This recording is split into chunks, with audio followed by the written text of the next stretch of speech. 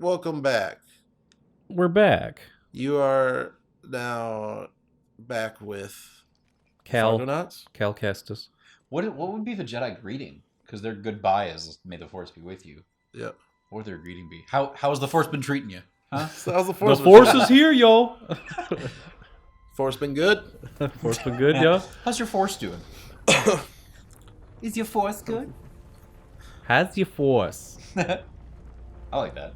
How's your Force? You feeling light today? You feeling dark? You a little gray? That sounds like a commercial for like a depressing or depressant, Yeah. antidepressant pill. Yep. No, a depressant. Just take it and get Alcohol? sad. Yeah. Alcohol's a depressant. I just want some pharmaceutical company to come out with a pill that's just called the depressant, where you just take it and you just get sad for like 3 hours. Hey, I'd Just say, get Sounds like a Cinco product. all mopey and like, From the makers of Weight-Mate. so we looked into it. This is actually what's his name again? Eno Cardova. Eno Cordova. He's the Ryan Eno. yeah, he's Salieri from Amadeus. Yeah. F. Murray Abraham. F. Murray Abraham, you get over here right now. Yeah, that sounds like you're always A name his you mom. Can't say without being like angry. Yeah. F. Murray Abraham. Or Why it's did like it? somebody who's never cursed in their life. That's like they substitute names for maybe like a curse instead of just being like, God fucking damn. They'll be like F. Murray Abraham. Yep.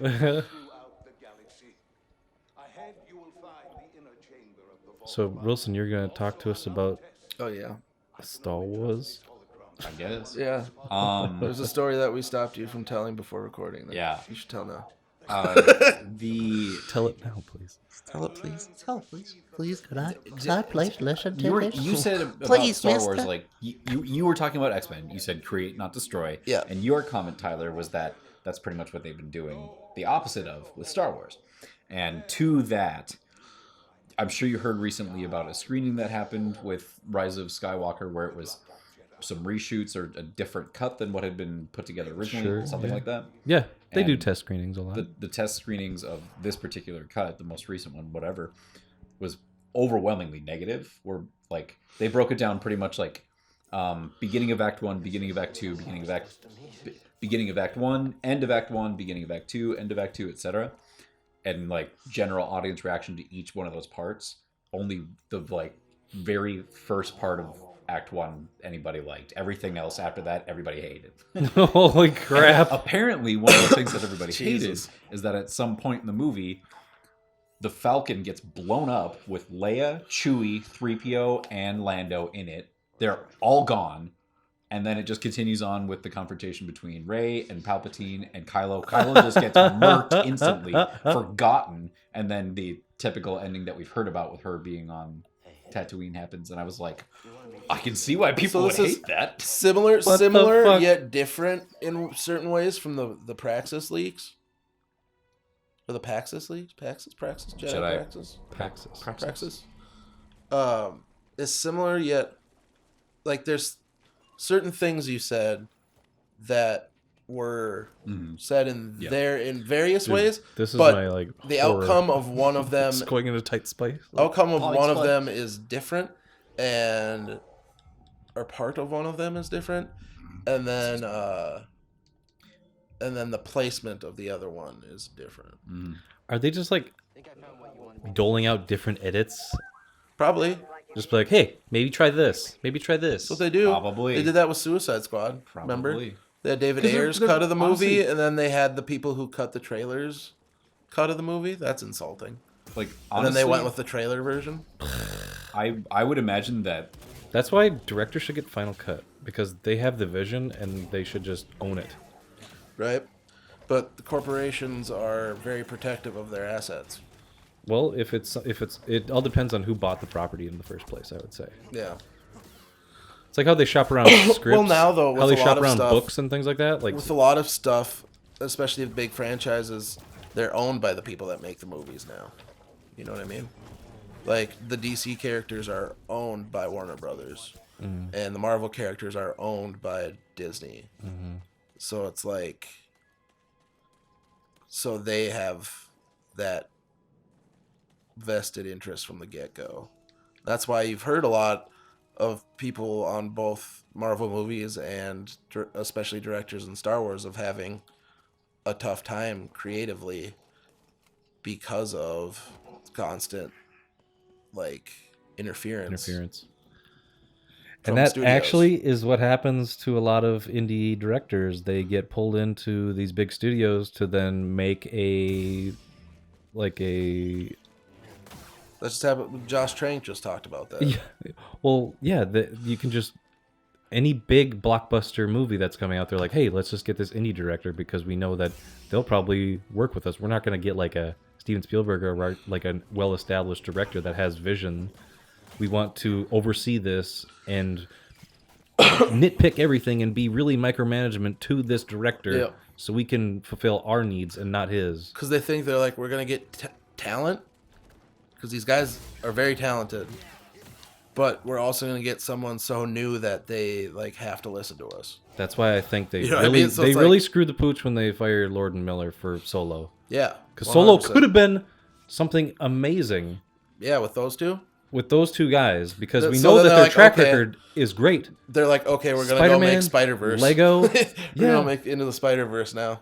Like fucking all just right. boatloads of money, Yeah. like Well, and like, critical acclaim, and like everybody's gonna love it. And animators, they fucking love that movie. Like actual animators looked at that and were like, "That's how you make a comic book movie." they created new animation software. And it's freeware. Yeah, It's freeware. for People the can movie. actually download it Yep. and make your own style or own movie in that style. With that. But I just was saying, Josh Trank just talked about that because he famously went from his Chronicle. first movie was Chronicle, and then Fox is like, "Hey, Fantastic Four." And it was what? Yeah. Sounds Second awesome. movie ever is a franchise launching a new version of a franchise for this big studio. He bit off a lot more than he could chew because I don't think he was prepared for all like the studio interference. Well, also the fact too, the studio was like, "Hey, if we don't make a Fantastic Four movie like this year, we lose the rights." So it was kind of rushed. Whoops. That's why like they tried so hard to get a Daredevil movie off the ground for like a couple years, but it never came together, and that's how they lost the rights back to Marvel for Daredevil. And so they're like, "All right, well, we'll get Fantastic Four going, so we don't lose that." Because they had to make a movie every 7 years, or else Yep. the rights revert back. So IPs. he was like, because Trank, if you guys don't know out there, recently watched his for the first time since he finished making the movie, since like the final like screening thing of it. Fantastic Four. Yeah, when he finished making it, essentially. Yeah. He hadn't watched it since then, and he did a live reaction, whatever, to the movie on like social It media. must have been amazing. And like he basically said, he's like, when all's said and done, some of the movie that I made was in there, but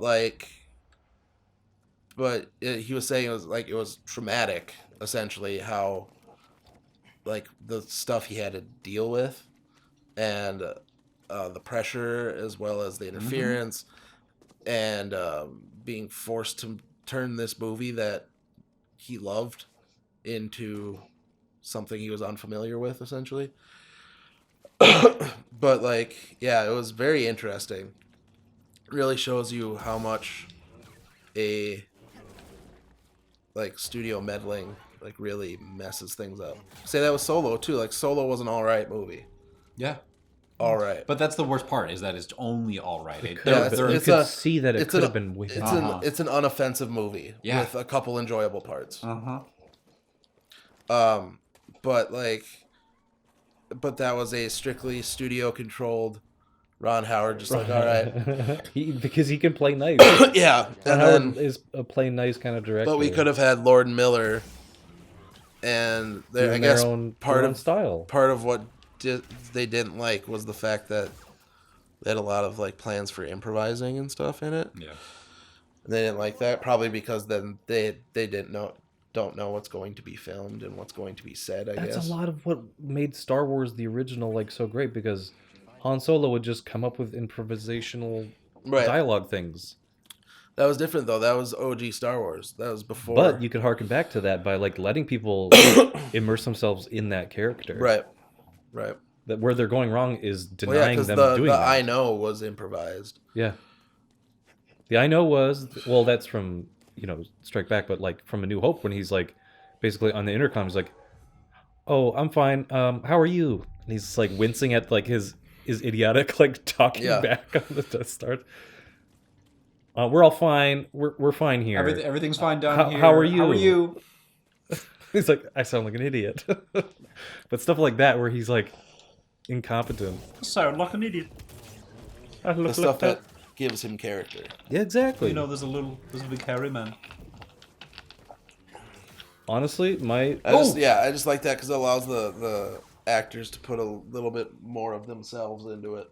Well, it becomes something that's And then it rehearsed. becomes real because it comes from a real place. It comes from a real place. A script does like a heck of a lot to inform a character for an actor, Mm-hmm. but I can only imagine that having time to improv or just like live as that character for a little bit, Or off being the able script. to reinterpret a line. Yeah, you probably discover new things just kind of messing around and being like, maybe he wouldn't react like That's this. what rehearsals do. Like a lot of directors love to do rehearsals, which is why There's I a want to get lot you of guys directors who will straight murk you if you change any word on the script. Yeah. Well, because they, like the Coen Brothers, Yeah. and I want to get to this point, but the Coen Brothers actually, they write things so perfectly that if you say it a different way, it won't play as well. Yeah.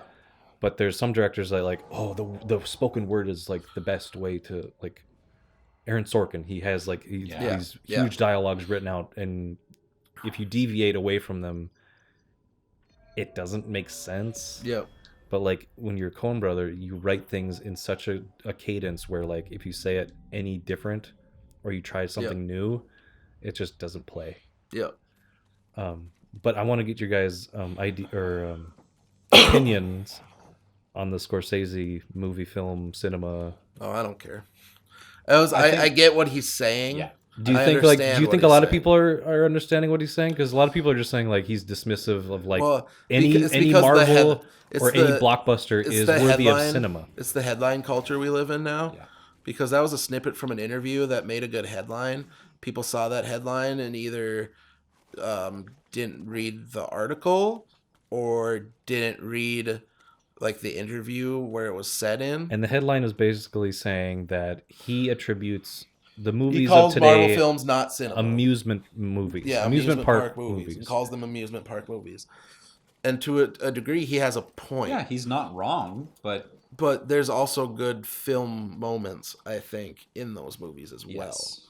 Right. It's not the same. It's not what you would call pure cinema. No. Like when Hitchcock was notorious for saying a movie, a film, whatever at his time, like whatever vernacular you would say, it should be like a amusement ride. It should have these ups and downs and this ride, and it ends. It should have that feeling to it. And pure cinema, in just that, is like what Scorsese's trying to get at is like there's not any time to really do a character study. It's these big broad ideas. Yeah. It's not like small independent films are being like pushed to the side and everything now in big theaters is a blockbuster movie. Yeah, because that theaters, like the movie industry in general, is just at a rough point financially. So the only things they're going to put in the theaters are things that are guaranteed to make them money. So they're not going to put in an untested like art film. You know what I mean? Yeah, that's why they like Roma, the movie that like won Oscars like last year. Was that Netflix? Netflix was the distributor. Yep, and that's become a thing. Like the middle-sized movie has become TV, right? Mm-hmm. And, like TV series, and your indie films or whatever are becoming like, you know, streaming originals. You know what I mean? Like it's all these things are being kind of recontextualized. because of the current state of things in the film industry. It's very interesting. And yeah, a lot of people just got really up in arms about Yeah. Because like his again, like it was a lot of the taking dude has a right to say reading it. the headline and the thing out of context. Like he didn't say it was a bad thing. No, And he didn't say he like you know, it basically amounted to his wordy way of being like, it's not my thing. exactly. That's basically what it was. And then it blew up into this whole thing because of just reading that headline and just this, to the point where the motherfucker wrote a fucking New York Times or an article for the New York Times explaining himself. Just from that out of context quote. So fucking stupid. It's a headline grabber. Like it grabs your attention. I get what he means. And don't say he's completely wrong or wrong at all. But in his viewpoint, and he has the right because he is like an auteur of like cinema. He has visions of like what cinema is, and right. And From people, a specific time though. people too. have yelled at him for like So I I'm saying, forgot 'cause there's a what lot the of- context was, but they basically yelled at him for like not attributing older movies, but he's like the main guy that has given up his money and his time to restore old films from other countries and stuff like that, Yeah. and like preserve them.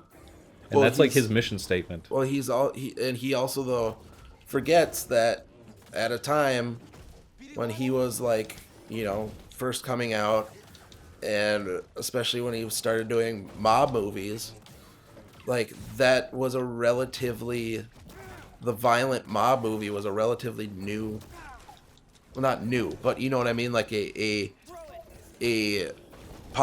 got popular at a time, Yeah. right? During his time, and they were, the press and shit were giving him shit, and the old directors were giving them shit because they didn't think that was what cinema was either. You know what I mean? Like it's definitely like The sign of the times. he is informed and knowledgeable, where he definitely has an important perspective.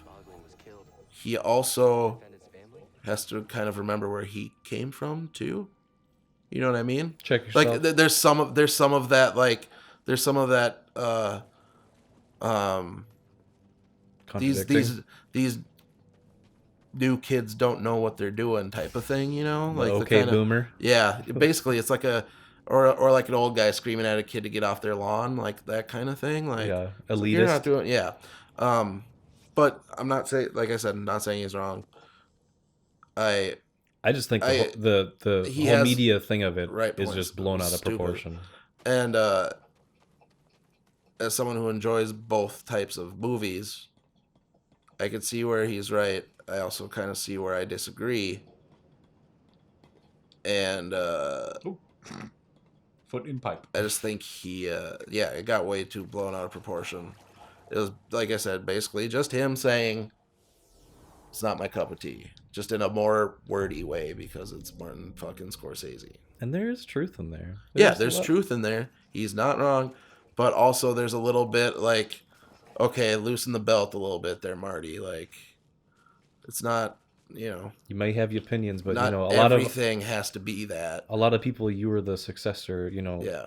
They thought the same thing of you, Yep. like making your tiny movies. Yeah, or and your violent movies, you know, like violent and like explicit movies. Well, you're that the filmmakers, like the people who were in his position now at that time, were just like, this isn't movies. Like this is something different. This isn't, you know.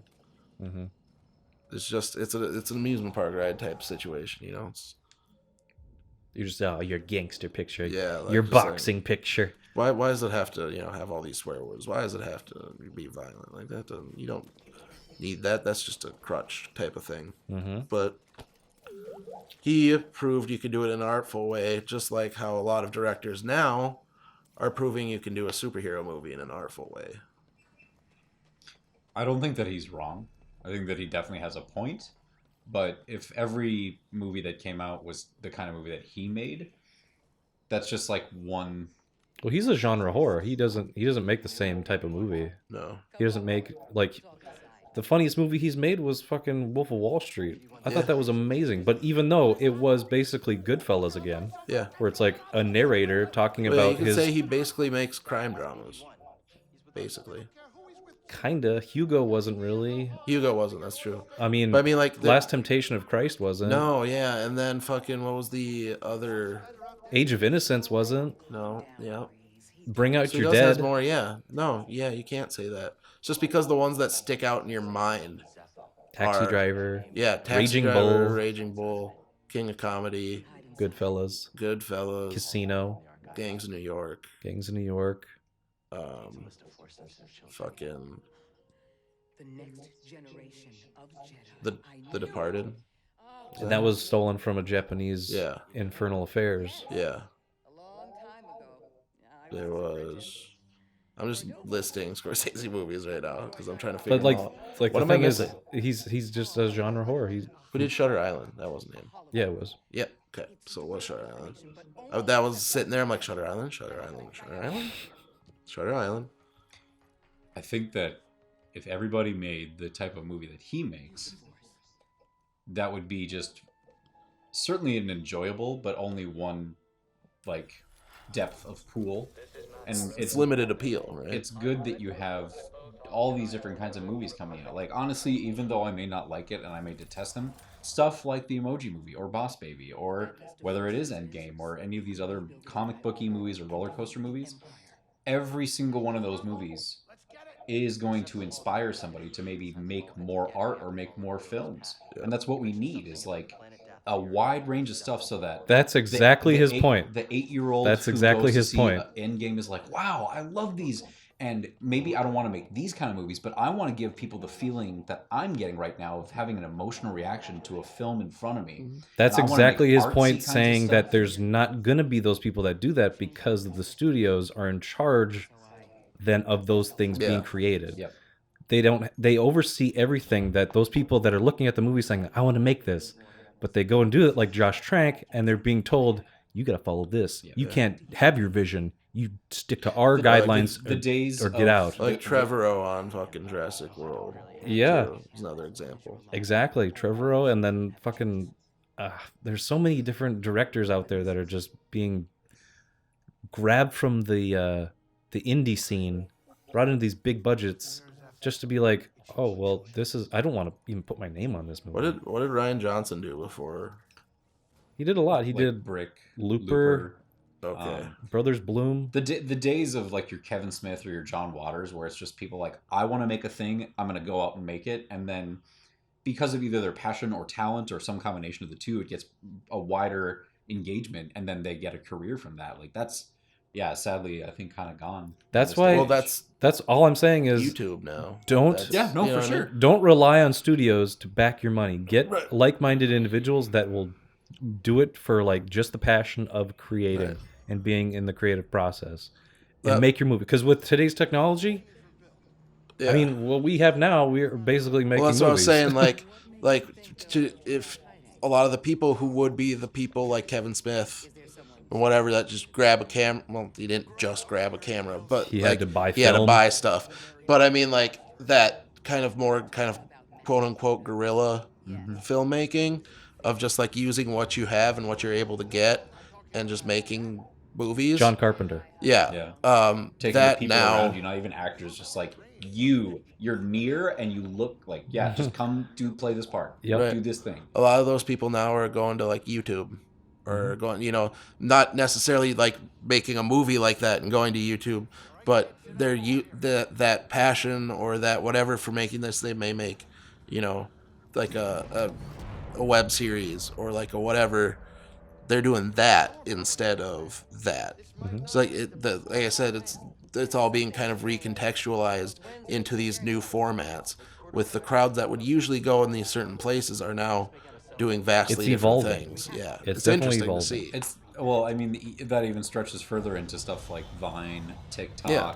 Yep. maybe even That's what I'm saying, Snapchat like, too. yep. Like, it's you take whatever is available to you, and if you want to be creative with it, just do it. And The it way- should be that simple, but yeah, like when you start getting into the Hollywood aspect of it, yeah. Thank God for people like even like A24 or Blumhouse, or they're willing to maybe take chances or take ideas from a fresh source, Right. and give that a chance to live. And Right. breathe. Give Yeah. it a platform. One of the best Focus experience- Features was that for a while. Yeah. Yeah. I remember. God, this is like 3 years ago by now. I haven't heard that name. Well, I'm forgetting the name of the movie right now, but it was long like time. it's not Shoot 'Em Up because that's the one with Clive Owen and Yeah. Paul Giamatti, but it was something like that where it was like Hold 'Em Up or like Hold Up or something like that, where it was like Army Hammer, Brie Larson, Vikas yeah, Vandermeer. It was this like period piece. Standoff? Maybe. I went and I 'Cause saw they were- that and I was like, wow, that was really enjoyable. It I wasn't just even remember- like a great, one of the greatest movies I've ever seen, but it was just so well done throughout. I really had a good time. Yeah, same with a lot of sleeper hits like that, like Overlord. Yeah. That one was great too. That's kind of what you were saying about that movie, Wilson, is similar to how I think I'd feel seeing Knives Out, Sure. that new Ryan Johnson movie. Mm-hmm. It just looks like it's probably not like it's not gonna be like, oh, I'm like, but this looks like it'll be a good time. Yeah. Like, you know, Just have a thoroughly good time watching a movie. yeah, they yeah, because the only thing I remember about that movie you're talking about was the trailer, and it made it seem like the whole movie pretty much took place in this warehouse where they're having a fucking standoff. It does. Yeah, Yeah. It's Hitchcockian. so that's why I thought it was maybe standoff. Just takes place in this one spot. But we'll be back in the same spot next time, and we'll talk more about Star Wars and movies and everything else. We will be here in Derry Kanger. And they will find it.